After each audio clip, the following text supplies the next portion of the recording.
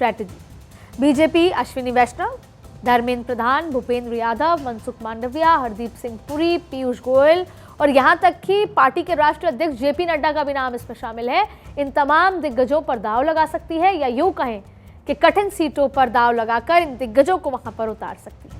BJP इस बार 70 साल से अधिक उम्र या 3 बार से ज्यादा जीते हुए लोकसभा सांसदों को टिकट नहीं देने का मन बना रही है, लेकिन इसमें एक क्लॉज है।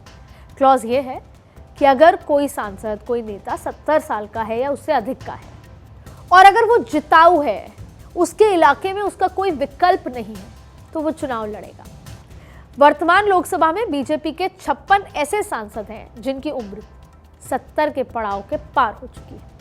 आज की तारीख में 56 ऐसे सांसद हैं। इन्हीं का जिक्र कर रहे हैं कि क्या वो घर बैठेंगे, क्या वो संगठन के लिए काम करेंगे, क्या वो चुनाव लड़ेंगे, और ये सब कुछ जिताऊ उम्मीदवारी पर डिपेंड करता है।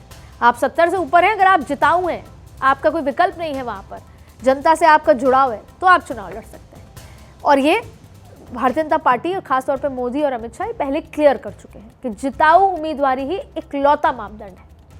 वहीं 3 या उससे ज्यादा बार लोकसभा की बात कर लेते हैं कि कई 3 बार से लोकसभा सांसद रह चुके हैं या 3 बार से ज्यादा, उनके लिए भी अलग तरीके से बात है। अब आपको उनका आंकड़े बता देते हैं कि 3 या उससे ज्यादा बार लोकसभा सीट जीतने वाले सांसदों की बात करें तो आंकड़ा 20 पहुंच चुका है।